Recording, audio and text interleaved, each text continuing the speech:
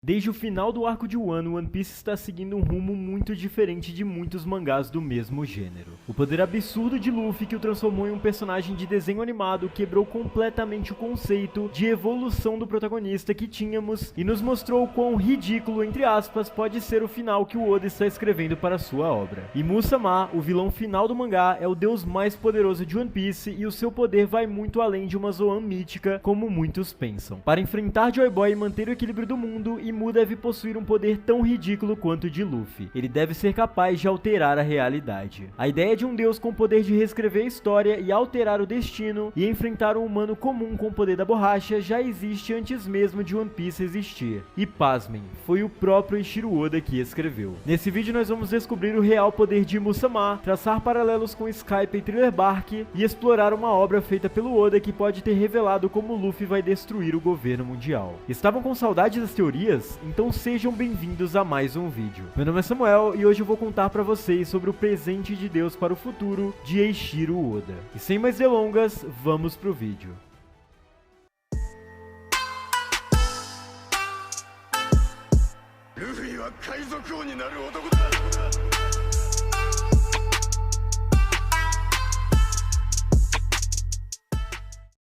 Publicado originalmente em outubro de 1993 na revista mensal Shonen Jump, Kami Kara Mirai no Puruzento, ou simplesmente O Presente de Deus para o Futuro, foi um mangá one-shot que se tornou parte de Wanted, o compilado de histórias de Eiichiro Oda antes de One Piece. Ele conta a história de Bran, um batedor de carteiras que está tentando, sem sucesso, corrigir o seu modo de vida. Deus então decide matá-lo e punir a sua alma para impedir que ele volte a roubar no futuro. Ele usa seu caderno, que tem o poder de tornar real qualquer coisa escrita nele. Porém, ao invés de escrever que um meteoro atingirá a casa de Bran, Deus acidentalmente escreve que um meteoro atingirá Branchi, que é uma grande loja de departamentos. Ele só percebe seu erro quando um anjo lhe conta, porém não há mais como alterar isso. Deus então se encontra com Bran e o entrega o caderno mágico como um presente. E mais tarde fala a Bran que se ele quiser ser perdoado e viver, deve salvar todas as pessoas em Branchi do meteoro. Ele explica que somente as coisas escritas nele com a caneta do destino vão acontecer e que a única coisa que pode reverter isso seria apagar o que está escrito com a borracha do destino. Mas ele a perdeu.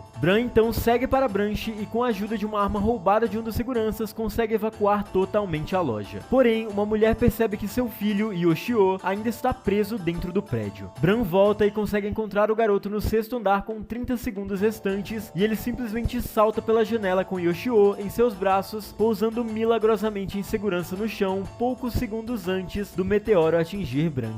Ele fala para todos que não precisam agradecê-lo, pois isso é obra do destino. E a parte mais legal vem agora. No céu, depois de tudo isso, Deus e o anjo decidem não matar Bran pela sua boa ação salvando todos em Branchi. Porém, Deus leu uma nova frase escrita no seu caderno, percebendo que Bran roubou sua caneta do destino antes de devolvê-lo. E escreveu: Bran pula e aterriza sem ferimentos. Final feliz. Toma essa, velho irritante. Deus e o anjo ficam impressionados com as habilidades de Bran e ele é visto na última página continuando com seu hábito de ladrão de carteiras. Essa história pode ser boba à primeira vista, mas existem vários detalhes interessantes nela, como a onomatopeia Dom, que é usada logo nas primeiras páginas. Outro detalhe é que uma das frases escritas por Deus no caderno é que um disco voador vai aparecer e bater. E nesse mesmo capítulo aparecem dois personagens icônicos do Oda, Domo-kun e Ineki-kun, que segundo Oda são dois alienígenas que planejam conquistar a Terra. Esses personagens aparecem pela primeira vez nesse one-shot, porém o Oda os colocou em diversos momentos do mangá de One Piece e o Domo-kun faz parte dos piratas do Bug. Isso de certa forma comprovaria a existência de alienígenas em One Piece, mesmo que como forma de piada, e liga os dois mangás de uma forma bem sutil, mas muito inteligente. E agora, o meu detalhe favorito. Na última página desse mangá, onde o Oda faz um desenho final e suas considerações sobre esse one-shot, podemos ver esse símbolo aqui, que de cara já nos lembra o olho que Rusru carrega em seu peito, que é o mesmo da tribo da ilha em que o Chopper ficou durante o time skip. Esse símbolo compõe o título do one shot e é muito interessante como Oda manteve o formato e a mesma ideia em One Piece, que só foi acontecer anos depois. Certo, mangá interessante e algumas referências bacanas, mas o que tudo isso tem a ver com o poder de Luffy e do Imu? Bom, é aqui que começa a teoria. Dado que Luffy tecnicamente possui a Zoan mítica do deus da borracha, e se o seu inimigo natural, o Imu, possuísse a fruta Zoan mítica da divindade da tinta, que assim como Luffy poderia ter efeitos na realidade aos seu redor. Isso seria uma referência direta ao primeiro one-shot publicado pelo Oda e, sinceramente, tornaria a batalha final entre Luffy e Mu algo memorável em toda a história dos animes. E uma coisa interessante, a atual aparência de Mu, que é apenas uma silhueta, seria realmente a sua aparência final. Imagine que plot twist absurdo seria se Mu fosse inteiramente feito por tinta, como se fosse um desenho feito por alguém, e seu poder fosse o de distorcer a realidade como uma criança com um pincel preto na mão, desenhando monstros horríveis e desproporcionais para demonstrar os seus pesadelos. Isso explicaria a sua raiva e o seu medo de Nika, pois ele seria a borracha do destino que seria capaz de apagar completamente o mundo que Mu criou, e trazer a liberdade através de seu poder de fazer as pessoas rirem.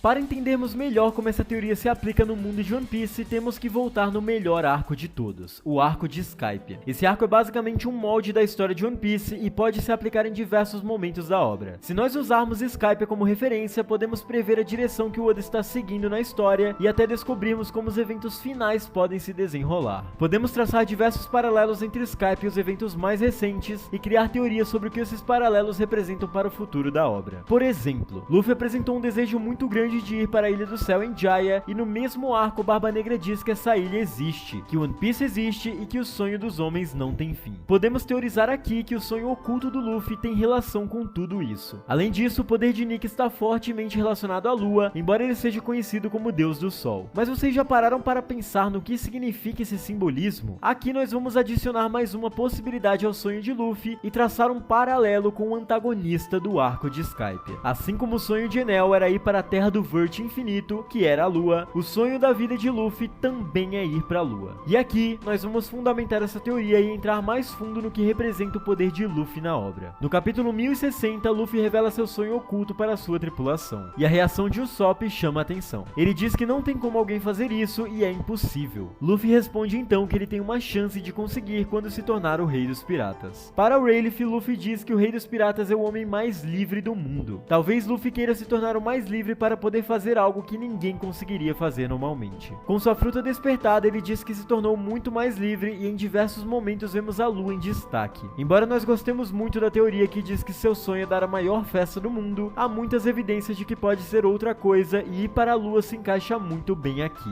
Vamos explicar melhor. Se nós compararmos a estrutura do arco de Skypiea com o resto da obra, podemos ver diversas semelhanças tanto na narrativa dos eventos quanto de estruturas físicas da própria Ilha do Céu. Uma teoria que encontramos no Reddit pode servir perfeitamente para demonstrar essas semelhanças. Como sempre, vamos deixar o link dela aí na descrição. Ela conta que Laugh Tale seria metade de uma ilha, assim como Jaya, e a sua outra metade foi lançada para cima por uma corrente semelhante ao Knock Upstream. Essa outra metade estaria na Lua, e seria o reino antigo encontrado por Enel em sua história de capas. Nela, inclusive, podemos ver uma grande explosão que forma uma cratera gigantesca, que pode ser uma referência a Mother Flame e ao poder de Mu. E nem precisamos dizer quantas referências ao Deus do Sol temos nessas capas, como seres lunares alados que carregam lanças e as diversas representações do Sol. O Real Poneglyph conta justamente a história de como esse reino chegou lá e sobre o século vazio que aconteceu antes disso. Joy Boy foi executado assim como Noland, e os Poneglyphs são um relato da Rainha Lily sobre a sua história e sobre o século perdido, assim como a história de Noland explica a Terra de Ouro. No flashback de Noland, inclusive, Mont Blanc promete a Calgara que voltaria e acenderia a chama de Shandora mais uma vez. Porém, ele não é capaz de encontrar novamente a ilha, pois ela foi lançada aos céus. Fazendo um paralelo aqui, esse seria o motivo pelo qual Joy Boy escreveu um pedido de desculpas, pois não conseguiu salvar seu povo da destruição, pois seu reino foi lançado em direção à Lua e lá ficou até os dias de hoje. A guerra que ocorreu em Shandia espelha a guerra do século perdido, e o reino inteiro passou a ser governado por um tirano que governa pelo medo e destrói aqueles que se opõem ao seu julgamento com poder vindo dos céus. Aliás, não é interessante que a Mother Flame se assemelhe muito ao El Thor de Enel? Além disso, a energia responsável por religar toda a cidade no subterrâneo da Lua foi justamente o poder de Enel. Talvez sua fruta no passado tenha sido usada como fonte de energia para o reino antigo, e mais ainda, talvez essa seja a energia infinita que o Vegapunk tanto busca. Nós falamos em um vídeo de perguntas sobre a possibilidade de a cola ter sido usada no passado como fonte de energia, por ser algo extremamente caricato dos desenhos animados, e o Oda ter introduzido esse elemento na figura de um dos Mugiwaras, que inclusive foi o primeiro a ter contato com o cientista Vegapunk, mesmo que indiretamente. Frank não só alimenta seu próprio corpo com a energia proveniente da cola, mas projetou o Sunny inteiro baseado nisso. Para chegar em Skypiea, os Chapéus de Palha tiveram que modificar o Going Merry e subir a corrente marítima que levava ao céu. E para chegar à Lua, eles vão precisar modificar o próprio Sunny, que já voa por grandes distâncias, ou talvez até usar a própria Pluton, e navegar em uma corrente ascendente que precisa ser ativada ou alinhada com a Lua, coisa que só aconteceria uma vez a cada 800 anos. E pode ser justamente por isso que Roger e seu bando riram, pois realmente é uma história engraçada e é por isso que eles chegaram cedo demais. Nós poderíamos fazer um vídeo inteiro somente falando sobre teorias que surgem analisando o arco de Skypiea, mas nesse vídeo vamos focar no Imu, e no poder que pode rivalizar com o Deus do Sol. E a maior semelhança que temos em relação ao Imu no arco de Skypiea é a figura do deus Enel. Enel foi introduzido como alguém todo-poderoso que governava a Ilha dos Céus e todo o povo o temia. Sua personalidade arrogante e seu poder faziam dele um vilão absurdo e incrível, e até a maior parte do fandom sonha com seu retorno. Mas mesmo com esse poder insano, Enel tinha um inimigo natural, Monkey D. Luffy. Algo que foi introduzido para ser engraçado, o fato de a borracha não conduzir eletricidade e por isso Luffy ser imune aos ataques elétricos de Enel, é algo que na época pode ter sido apenas uma saída narrativa do Oda. Porém, se analisarmos todo o contexto da luta do Luffy contra o Enel e compararmos com o possível poder de Mu, veremos que o Oda pode ter feito um spoiler gigantesco para a luta final de seu mangá. No arco de Skypiea, na luta final de Luffy contra Enel, o povo está clamando por um salvador, pelo Deus do Sol. Enel forma uma gigantesca esfera de energia, o Raigou, que é capaz de destruir completamente a Ilha dos Anjos, e esse poder tem um aspecto bastante semelhante à explosão causada pela Mother Flame. E pasmem, a descrição da destruição deixada pelo Raigou é exatamente a mesma que é dita no reino de Lulusia. No capítulo 294 é dito que a ilha desapareceu sem deixar vestígios, e até mesmo as Sea Clouds, que são o oceano de Skypiea, se foram formando uma gigantesca cratera. Editor, coloca as duas imagens na tela. Cara, isso chega até a ser um pouco assustador para dizer o mínimo. Este é o lar dos bravos guerreiros de Shandora. Não importa onde estejam. Você pode queimar as florestas, destruir as ruínas, mas Shandora não será destruída. Ela não vai afundar.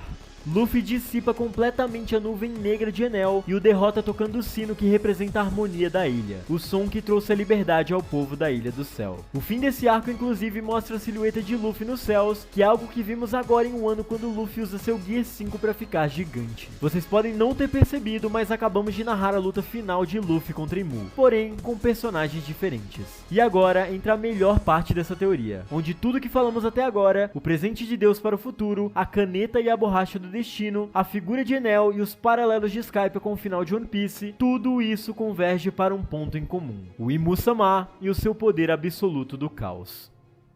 Vamos avançar um pouco de Skypiea para Thriller Bark. No final daquele arco, vimos pela primeira vez as silhuetas gigantescas do Triângulo Florian, que muitos associaram ao próprio Imu muito antes de seus poderes terem sido revelados. Mas depois do capítulo 1085 e com a revelação do poder de Imu e dos Gorosei, essas sombras podem significar muito mais do que alguma criatura gigante ou algo do tipo. Como no one-shot de Oda, Imu teria o poder da tinta, talvez na forma de uma fruta do caos ou do pesadelo, que permitisse que ele pudesse escrever e desenhar coisas que fluem da sua imaginação, e assim como Luffy, alterar a realidade como bem quiser. No capítulo 1060, no mesmo capítulo em que Luffy revela seu sonho para o bando, Imu destrói o reino Lulusia usando nada menos que um pincel, para desenhar suavemente um X sobre a ilha em um mapa, e logo em seguida a Mother Flame é ativada. Esse seria o seu poder, a habilidade de tornar realidade seus pensamentos e pesadelos de forma obscura como uma caneta de nanquim, tornando tudo ao seu redor em algo monstruoso e aterrorizante. E foi assim que ele fez na Sala do Trono em Mary Joa, modificando a aparência dos Gorosei para se assemelharem a criaturas monstruosas. E foi isso que ele fez em Thriller Bark, manifestando com seu poder gigantes maiores do que qualquer coisa que já vimos em One Piece, para observar Moria e os acontecimentos desse arco. Talvez seja até por isso que alguém acima de Sengoku ordenou a morte de Moria no arco de Marineford. Certo, imaginando que esse é realmente o poder de Mu e conhecendo o poder absurdo da fruta do Deus do Sol de Luffy, como se daria uma luta luta entre esses dois poderes ridiculamente insanos? A resposta pode estar em Looney Tunes. E não, eu não estou brincando. Em alguns episódios do desenho, nós não vamos colocar os trechos inteiros porque a Warner é rigorosa com os direitos autorais, mas vamos deixar na descrição. Os personagens estão vivendo suas rotinas normalmente quando o próprio animador modifica coisas enquanto o desenho acontece. Nesse episódio, por exemplo, o animador tem um pincel e consegue desenhar várias roupas, obstáculos, cenários e cores na tela enquanto o Pernalonga interage com tudo isso, tentando escapar das armadilhas feitas por ele. E não é só em Looney Tunes que isso acontece. Há muitos desenhos em que há quebra da quarta parede e os personagens interagem com seus criadores. Nós teorizamos que seja essa pelo menos uma parte da batalha entre Mu e Luffy. E Mu irá usar seu poder para aprisionar Luffy em um de seus desenhos, fazendo diversas armadilhas mortais para tentar acabar com ele. Mas Luffy vai usar sua criatividade e a Toon Force para escapar disso. Talvez até vejamos essa mesma configuração, do Imu usando um pincel gigante para desenhar monstros para lutar contra Luffy, e isso é claro com um traço de terror assim como feito no capítulo 1085.